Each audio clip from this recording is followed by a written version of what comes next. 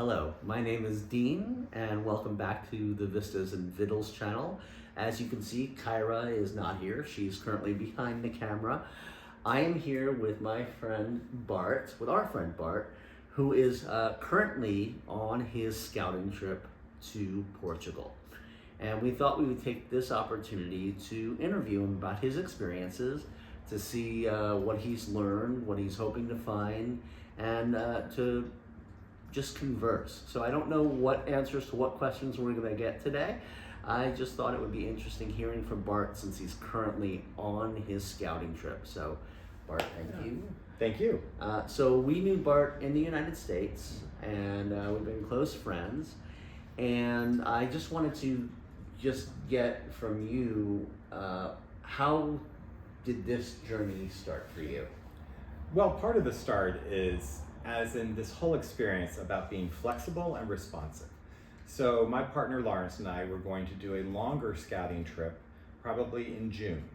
And then, as many people might know, you get caught up in the madness of trying to get what's called that VFS appointment, which is the interview for your visa. And we would be coming over on the D7 retirement or passive income visa. And I was scrolling, I was able to get an appointment for the end of May and just felt we had to grab it. So as a result, we accelerated, and the scouting trip that was going to be 3 weeks became about 2 weeks, and the scouting trip that was going to involve both of us just ended up involving me. And so that's what brought us to Portugal at this time. Okay. And we had done the research before and had identified specific criteria for us. What's the criteria? Yeah. So first we thought about climate, and we thought, while the south of Portugal is beautiful, neither of us are beach people in particular, and the heat would not have been great, so we're looking at northern Portugal. And then we did want a mix of moderate, small towns, moderate towns, but probably not a big city. So we did I flew into Lisbon, we visited Porto and Caldas de Reina, and those are sort of the areas we're looking for. What we have found, or the purpose of the trip, isn't sightseeing, I don't think. The purpose of the trip is sort of vibe seeing, Okay. I would say.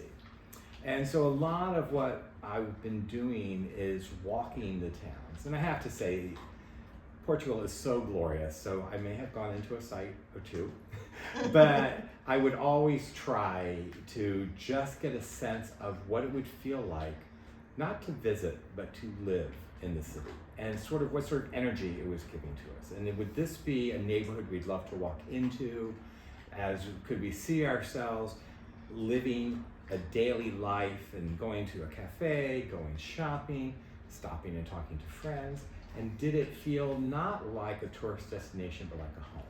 Okay. I have to interrupt really briefly because our dog Lollipop has chosen this moment to start eating, and food's in this room, so I hope you're not distracted by it, but if you hear a strange noise, that's Lolly really enjoying her dinner.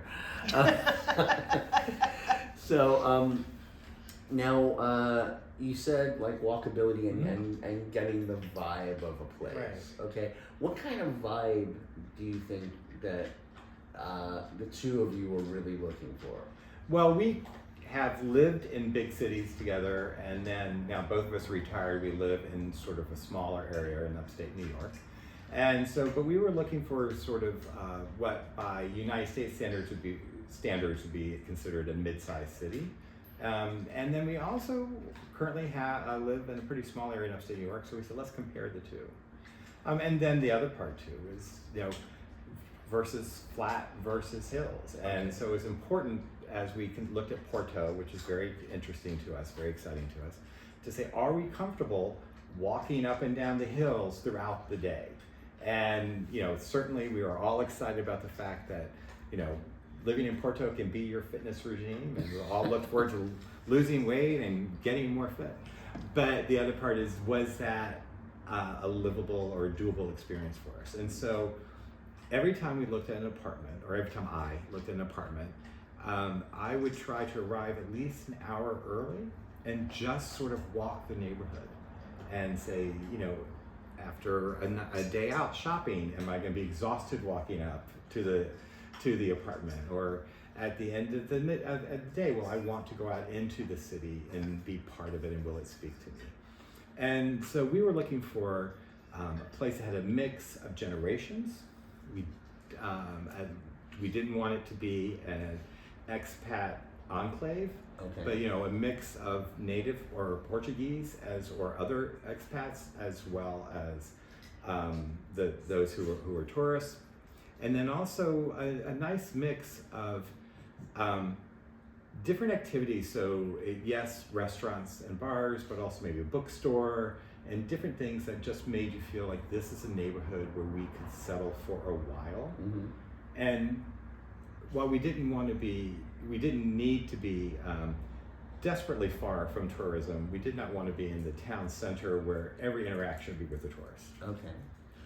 And as far as getting from point A, from when you decided that Portugal's where you, if you didn't know you wanted to be here, then you were pretty sure you wanted to check it out, to now, what are some of the successes you've had? What are some of the roadblocks you've come up across, such as red tape?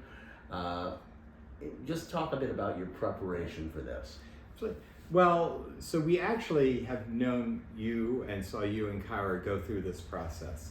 And as you have shared through this series, but also in our watching you do it, we saw that there were some frustrations, but we also saw that every problem had a solution.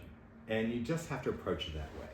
That, we can be problem solvers, and certainly there are times to complain, but there's also times to sort of, as my mother would say, put on your big boy pants and just solve the problem. And every problem has a solution. And that being said, that got us excited in thinking about it.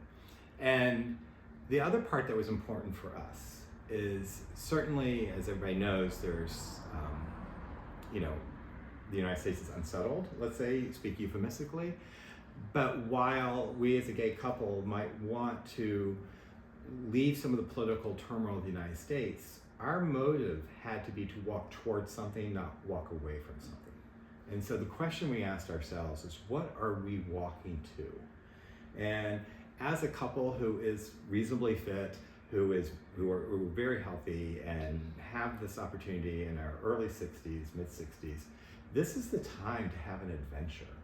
And we finished our careers and we're proud and happy of our careers.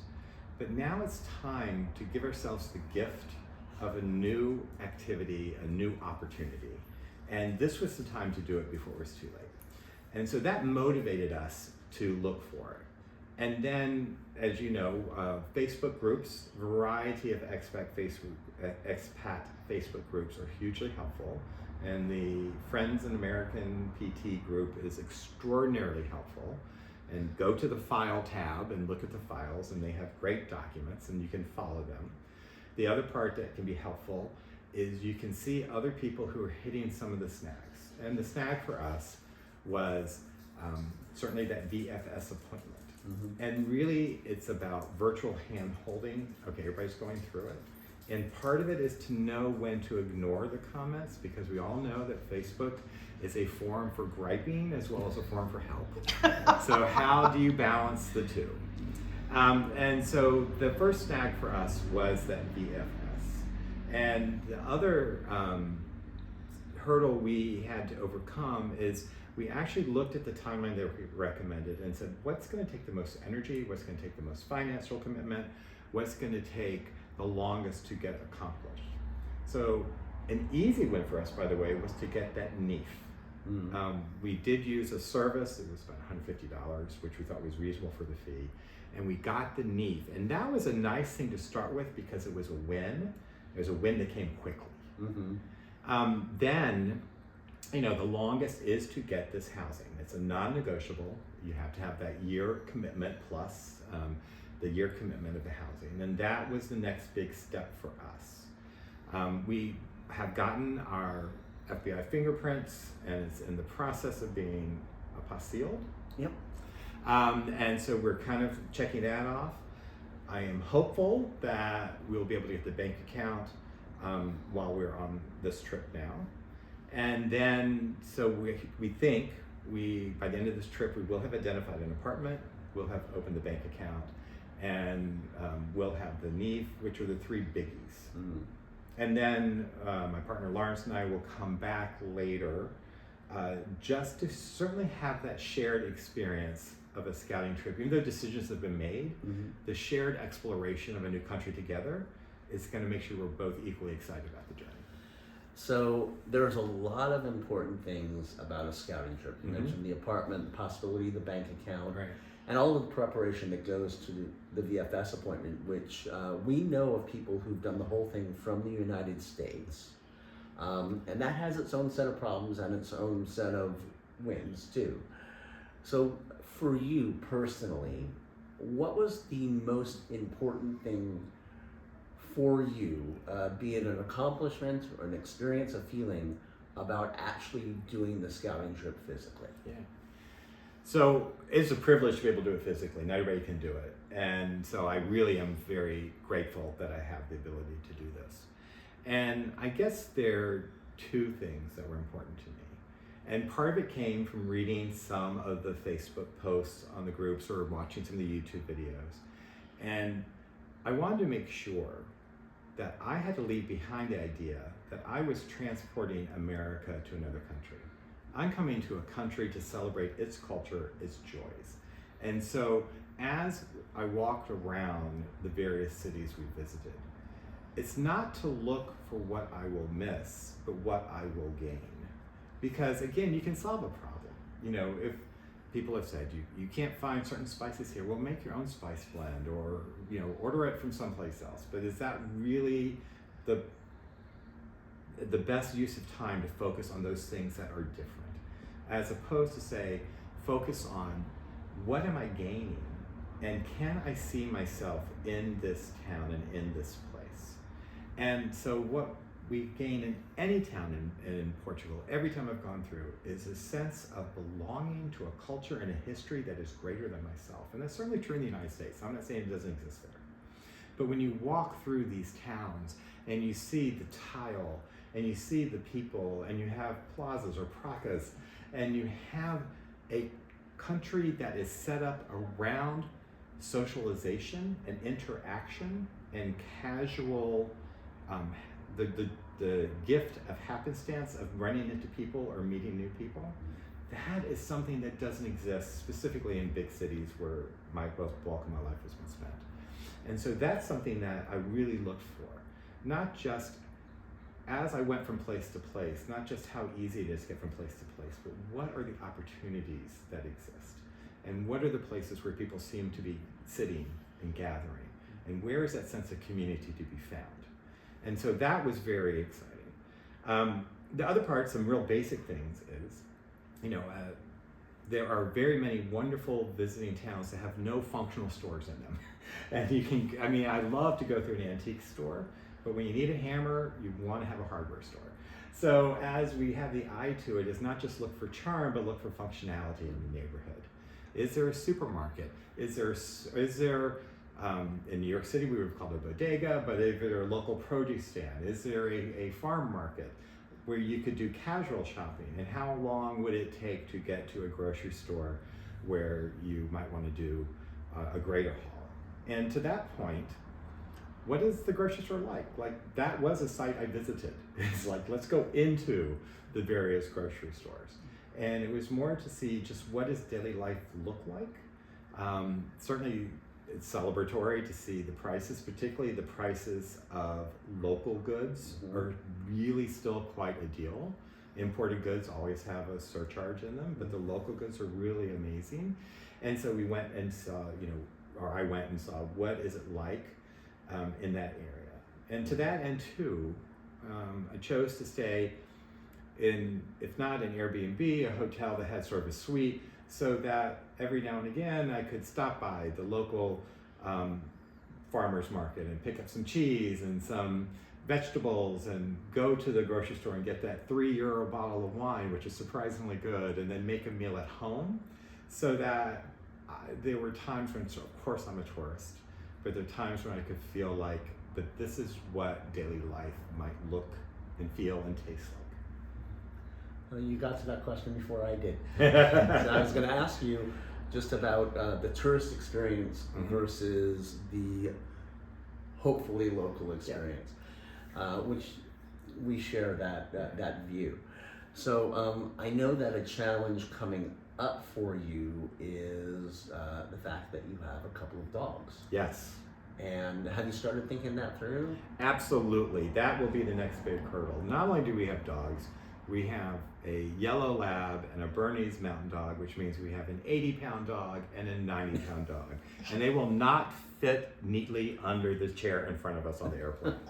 So, we have got to look at significant effort and expense, to be really blunt, as we plan. The dogs are non-negotiable. So, what does it mean to come here? So we've done a lot of research. And again, the American Friends and Expats PT, I rename it every time I talk about it. American and Friends PT is a wonderful resource on Facebook. Highly recommended. They have a million files and almost anything you need. And if they don't have it, just ask and somebody will answer. Right. And you can search. They have files that are well organized, and you can search. And we typed in pet transport, and they actually have a whole paper written about the steps for it. So there are two aspects to it. The veterinary check is fairly straightforward. I'm very fortunate, even though I live in upstate New York, the veterinary service that we use now has a vet who's actually certified to work with international animals. There are certain training, it allows them to have access to certain things, so it's going to be easy to get the vaccinations. There's a very specific microchip the dogs will have to have, but we can get them ready for transport. The other one is the transport. And for a dog this size, there are very few airlines that want to carry a dog this size, and if you do, it's also expensive. The other, which is they go in, a big crate. We have heard that while I haven't heard any bad experiences, but there is a nerve-wracking part because the dogs are lifted on a forklift and transported as these, because with the crate you're looking at 150, 250 pounds worth of materials. So the other thing we're considering is there are charters where groups of people who are transporting large animals or animals who wouldn't fit comfortably through the TAP or United or whoever is transporting animals. You basically co-charter a plane and then you fly your animals in that. So that's probably what we might end up doing. So when you finally get to Portugal, I'd love to do a part 2 and talk about your experience after transporting the animals and see what went right, the difficulties that you had. Yeah. Before we end up, is there anything that you would like to share or end with?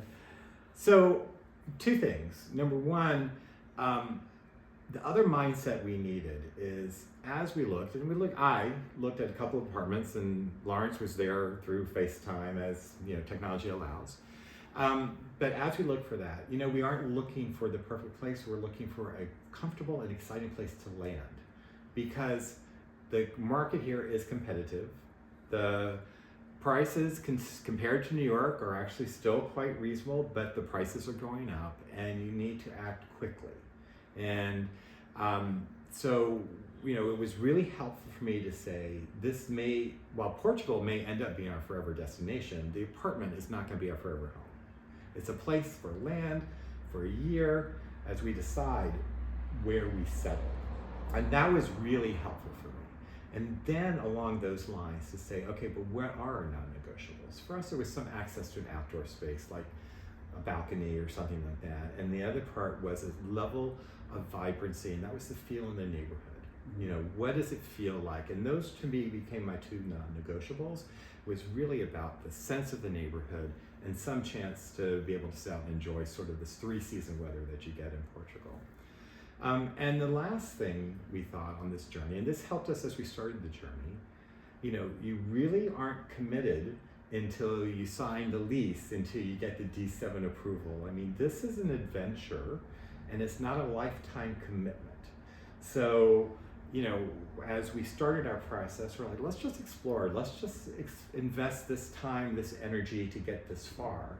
And what we found is that every time we got a little bit more move forward in our journey, we got a little bit more committed to it, a little bit more excited about it, a little bit more reasonable in our expectations. Moving to Portugal isn't an answer, it's an opportunity. and we are looking forward to that next opportunity together. Very good. Thank you so much for your time. Sure, I really my can't pleasure. wait for you to come back after you've made the trip. Yeah. And then we'll have Lawrence here. Lawrence and I have been friends for almost 40 years, so I really look forward to seeing his experience. Thank you for spending time with us. If you like the show, please like it on YouTube, and please subscribe. We're trying to get to 500 subscribers, because when we have that many subscribers, we plan on doing a live show so we can answer your questions in real time.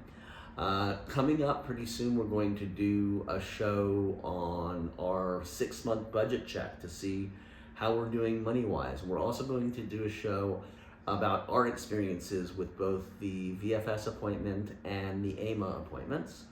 So we look forward to seeing you again, and until that time, we will see you on the road.